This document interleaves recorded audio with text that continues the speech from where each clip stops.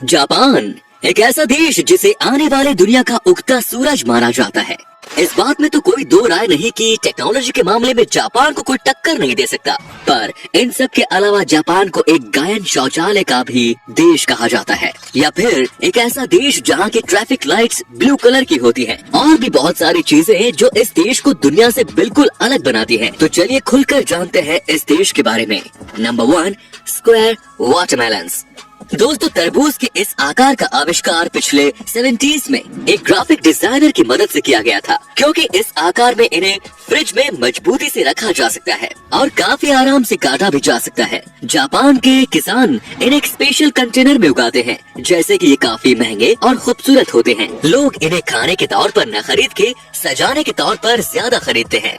Number 2, ramen noodles bath. Hakone में बसे इस यूनशान स्पा रिजोर्ट में सुअर के मांस का सूप और रामेन नूडल्स खिलाकर लोगों का दिल बड़े आराम से जीत लिया जाता है। जापान के काफी लोग इसके पीछे दीवाने हैं। उनका ये मानना है कि सुअर के मांस का सूप उनकी त्वचा के लिए बहुत लाभदायक है, क्योंकि उसमें भारी मात्रा में कोलेजन पाया जाता है। Number 3, bizarre flavour of KitKat.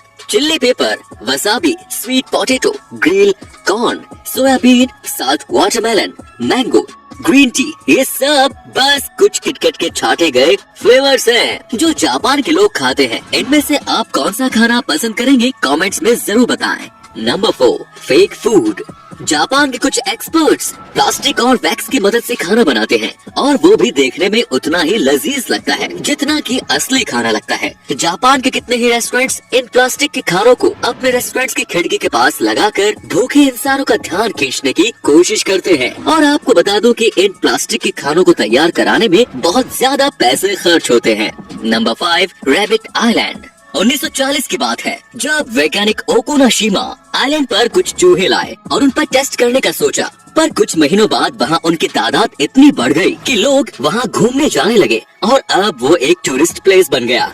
Number 6, Purikura machines. किसी बूथ में फोटो लेना कोई नई बात तो नहीं, पर जापान ने अपने अनुभव से उसमें एक नया मोड़ दे दिया। उनके फोटो बूथ को पुरीकुरा नाम से जाना जाता है, जो आपको वही उसी वक्त उन फोटोज को एडिट करने की अनुमति भी देता है, और आप उससे अपने फोटो में स्टिकर्स ऐड कर सकते हैं, कुछ लिख सकते हैं, और इन सब के बाद बड़ी आसानी से उन फोटोज को अपने सेल फोन में भेज सकते हैं। Number 7, people pushers. Metro station हो या ट्रेन स्टेशन, जापान में काम के घंटों में वहाँ आपकी सोच से भी ज्यादा भीड़ रहती है, और इसी सब के चलते स्टेशन स्टाफ और पार्ट टाइम मेंबर को ये ड्यूटी रोज निभानी होती है कि ट्रेन में जितने पैसेंजर्स हो सके उतने भर सके, जब तक कि दरवाजे बंद न हो सके। Number 8, umbrella parking lot. आम देशों में हम किसी बिल्डिंग में जाने से पहले अपनी कार या बाइक को पार्क करके अंदर चले जाते हैं, पर जापान में अगर आपको किसी बिल्डिंग में जाना हो तो कार्स और बाइक्स को पार्क करने के साथ साथ अम्ब्रेला भी पार्क करना पड़ता है, और आपका अम्ब्रेला वहाँ से कोई नहीं ले जा सकता। अम्ब्रेला पार्क करने के पीछे मकसद ये है कि आप बिल्डिंग को पानी करने से बचा सकते हैं अगर आपका अम्ब्रेला पानी से तर हो। जापान के लगभग सभी सरकारी बिल्डिंग, होटल और ऑफिसेज में इन अम्ब्रेला पार्किंग लॉट का इस्तेमाल होता है। Number 9, millions of vending machines. दुनिया के कई देशों में वेंडिंग मशीन नाम की कोई चीज ही नहीं है, वही पूरे जापान में 5 मिलियन से भी ज्यादा वेंडिंग मशीन्स का इस्तेमाल होता है। जापान के लोगों का देर रात तक काम करना बिल्कुल आम बात है, और इसीलिए उनके स्नैक्स और सोडा के लिए ही इन वेंडिंग मशीन्स का इस्तेमाल ज्यादा होता है। पर वैसे आप इन वेंडिंग मशीन से कुछ भी खरीद सकते हैं, महली से लेकर अंडरवियर भी, कुछ भी। तो दोस्तों, आप क्या सोचते हैं, हमारे देश में भी ये सुविधा उपलब्ध होनी चाहिए या नहीं, कमेंट्स में जरूर बताएं। Number 10, train delays make headlines. समय की पाबंदी और अनुशासन का जापान में बड़ा महत्व है, और ट्रेन स्टेशन इस चीज से बचने के लिए कुछ भी कर सकते हैं। दोस्तों, अगर ट्रेन 5 मिनट भी लेट हो जाए तो रेलवे कंपनी को एक उनके वर्कर्स और पैसेंजर्स के लिए डिले सर्टिफिकेट देना पड़ता है, जिन्होंने उनकी वजह से शायद कोई इम्पोर्टेंट मीटिंग मिस कर दी हो। और अगर ट्रेन किसी वजह से 1 घंटे से ज्यादा लेट हो जाए तो रेलवे कंपनी को न्यूज़पेपर में एक माफीनामा देना पड़ता है। Number 11, silent karaoke. कोन के आकार का बना ये माइक्रोफोन एक अलग तरह का माइक्रोफोन है। इसे वहाँ के लोग अपने मुंह के ऊपर लगा के रखते हैं। इसकी मदद से वो अपनी भुनभुनाहट को दूसरों तक नहीं ले जाने देते। अक्सर जापान में इस गैजेट का इस्तेमाल ज्यादातर वो लोग करते हैं जो अपने अगल बगल के लोगों को परेशान नहीं करना चाहते, या फिर वो लोग जिन्हें पब्लिक प्लेस में खुद में गाना गाने में शर्म आती है। Number 12, polite slurping. वैसे तो दुनिया में कितने ही देशों में झुकने को अच्छा नहीं माना जाता, पर जापान में झुकने से ही किसी खाने की प्रशंसा मानी जाती है। अगर नूडल्स खाते वक्त आप झुके नहीं तो उस रेस्टोरेंट का शेफ ये समझेगा कि आपको उसका नूडल पसंद नहीं आया। Number 13, face napkins.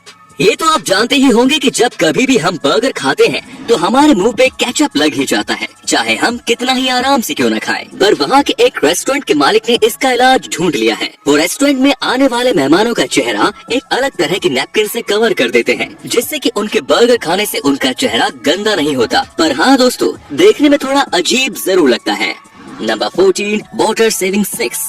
जापान में इन बेसिन्स को बिल्कुल टॉयलेट्स के बगल में लगाया जाता है, और ऐसा इसलिए क्योंकि टॉयलेट के तुरंत बाद पहले आप अपने हाथ धो लें और फिर वही पानी आप फ्लश के लिए इस्तेमाल कर सके। तो इसी तरीके से आप एक ही पानी से 2 काम कर सकते हैं। नंबर 15, स्ट्रेंज मायो। दोस्तों, जापान में मेयो की कोई खास रेसिपी नहीं है। वहाँ पे लोग इसका इस्तेमाल सैंडविच, सलाद या मीट में नहीं करते, बल्कि वो इसका इस्तेमाल आइसक्रीम्स और पेन केक्स के ऊपर करते हैं। अजीब है पर सच है दोस्तों। Number 16, naps at work. Japan में अगर किसी इंसान को झपकी लेते हुए पाया गया तो उसको मेहनत से काम करने की निशानी माना जाता है, और इसीलिए वहाँ झपकी लेने को बिल्कुल गलत नहीं माना जाता। पर अगर हमारे देश में ऐसा कर दिया जाए तो उसे तो काम से निकाल देंगे, है कि नहीं दोस्तों। Number 17, world's shortest escalator. Kawasaki शहर के मोर्स डिपार्टमेंट स्टोर में आपको दुनिया का सबसे छोटा एस्केलेटर देखने को मिल जाएगा। इस एस्केलेटर में बस 5 सीढ़ियाँ हैं और सिर्फ 33 इंच लंबी। ये तो है जापान के लोग टेक्नोलॉजी का भरपूर इस्तेमाल करते हैं। Number 18, doll village. जापान के इस गांव नागो की आबादी 300 लोगों की हुआ करती थी, पर इस गांव में अब 40 के आसपास ही लोग रहते हैं। एक लोकल आर्टिस्ट सुकीमी आयानो ने इंसानों के आकार की गुड़िया बनाई, जिनमें से कई सारे वहाँ के लोगों की तरह लगती थी, और उन्हें वहाँ ऐसे रखा जाता था जैसे वो कोई काम कर रहे हो, जैसे कि उन्हें गांव के स्कूल में किसी क्लासरूम में बैठा दिया जाता है, जो कि शायद अब कुछ दिनों पहले बंद कर दिया गया है। Number 19, number force. दोस्तों, जापान के कल्चर में ये बहुत आम है कि वहाँ के लोग 4 नंबर से बहुत बचते हैं, क्योंकि वो लोग इसे बहुत अशुभ समझते हैं, और इसीलिए जापान की बिल्डिंग्स 4 फ्लोर की नहीं होती, और वहाँ की दुकानों पर चम्मच के सेट भी नहीं बिकते। उन्हें 4 नंबर से इतनी नफरत है कि वो घर में 4 मेहमानों को भी नहीं आने देते। वो उसे कोई अशुभ काम की निशानी मानते हैं। Number 20, blue traffic light. Japan के सड़कों पर हरे कलर की लाइट की जगह नीले रंग की लाइट का इस्तेमाल होता है, और इसके पीछे का राज इनके नाम में ही छुपा है। इतिहास में ग्रीन और ब्लू को एक ही नाम ब्लू से जाना जाता था। जब जापान में पहली बार ट्रैफिक लाइट्स का इस्तेमाल किया गया था तो वो हरे कलर के ही लाइट्स का इस्तेमाल करते थे, पर जब उन्होंने सच जाना तो उन्होंने ग्रीन की जगह नीली लाइट्स का इस्तेमाल करने का इरादा बना लिया। Number 21, cleaning classes. जापान के सभी स्कूल में बच्चे अपने क्लासरूम को खुद ही साफ करते थे, क्योंकि वो इस काम को अपनी पढ़ाई का एक हिस्सा समझते थे, और यहाँ तक कि वहाँ के टीचर्स भी इसमें उनकी मदद करते थे। क्लासरूम के साथ साथ बाथरूम भी साफ करने की जिम्मेदारी भी स्कूल के बच्चों को ही दी जाती थी, क्योंकि वहाँ के टीचर्स का मानना है कि ये काम उन्हें रिस्पॉन्सिबल सिटीजन बनने में उनकी मदद करेगा। Number 22, footpath train. सुडोई टूरिस्ट ट्रेन जापान की एक ऐसी ट्रेन है जिसमें ऐसा नजारा देखने को मिलता है जो आप सोच भी नहीं सकते। इस ट्रेन में फुटपाथ की सुविधा भी पाई जाती है। खुशबूदार सरों के पेड़ की मदद से बनाए गए, और इसमें हल्के गर्म पानी का इस्तेमाल किया जाता है, जो कि पैसेंजर्स को काफी आराम देता है। Number 23, futuristic toilet. जापान के टॉयलेट्स आम टॉयलेट्स की तरह बिल्कुल नहीं होते। ये बहुत ही अच्छी तकनीक से बनाए गए हैं। इन टॉयलेट्स को इस्तेमाल करने से पहले आपको पता होना चाहिए कि आखिर इसमें मौजूद इन बटन्स का मतलब क्या है। इसमें कई अलग तरह के ऑप्शंस पाए जाते हैं, जैसे कि अगर आप चाहे तो टॉयलेट सीट को अपने मुताबिक गर्म कर सकते हैं, आप चाहे तो गर्म पानी स्प्रे कर सकते हैं, और चाहे तो आप गाने भी बजा सकते हैं। दोस्तों, जापान के इस टेक्नोलॉजी के लिए एक लाइक तो बनता ही है। Number 24, crazy flavour ice cream. Japan के लोग खाने के अजीब जोड़े बनाते हैं और उसे बड़े चाव से खाते हैं। उसी में से एक है ये आइसक्रीम फ्लेवर। आइसक्रीम फ्लेवर के नाम पर जापान के लोग घोड़े का मांस, कैक्टस, चारकोल, लहसुन का इस्तेमाल करते हैं, और ये सब इनके लिए कोई हैरत की बात नहीं। Number 25, space saving parking load. दोस्तों, जापान लोगों से भरा हुआ देश है। वहाँ के लोग पार्किंग लोट्स के नाम पर जगह की बर्बादी बिल्कुल नहीं करते। जैसा कि आप स्क्रीन पर देख पा रहे होंगे किस तरह वहाँ के लोग मल्टी लेवल गैराज का इस्तेमाल करते हैं। Number 26, robot run hotel. Nagasaki के एक होटल में रोबोट वहाँ के स्टाफ का एक बहुत बड़ा हिस्सा है। उन्हें हैन्ना के नाम से जाना जाता है, जिसका सीधा मतलब है स्ट्रेंज। इंसानों की तरह दिखने वाले ये रोबोट हर वो काम करते हैं जो एक इंसान करता है, जैसे कि गेस्ट से मिलना, लगेज उठाना, कॉफी बनाना, रूम्स को साफ करना और भी बहुत कुछ। और तो और वो बात करते वक्त मुस्कुराते भी हैं, पर उनके अगल बगल वहाँ के स्टाफ मौजूद रहती हैं, इसकी देखरेख में कि आखिर वो ठीक तरीके से काम कर रहे हैं या नहीं। Number 27, cafe companion. किसी कैफे में अकेले बैठकर कॉफी या खाना खाना हो तो बहुत लोगों के लिए आम बात होगी, पर जापान में ऐसा कुछ नहीं है। यहाँ पे आपके सामने बड़े बड़े कार्टून्स बिल्कुल आपके सामने बैठे होंगे, जिससे कि आपको अकेलापन बिल्कुल महसूस नहीं होगा। तो दोस्तों आज के लिए बस इतना ही। अगर इस वीडियो से आपने कुछ नया सीखा तो वीडियो को लाइक करना बिल्कुल न भूलें, और इसी तरह की वीडियोस का मजा उठाने के लिए चैनल को सब्सक्राइब करना बिल्कुल न भूलें। धन्यवाद।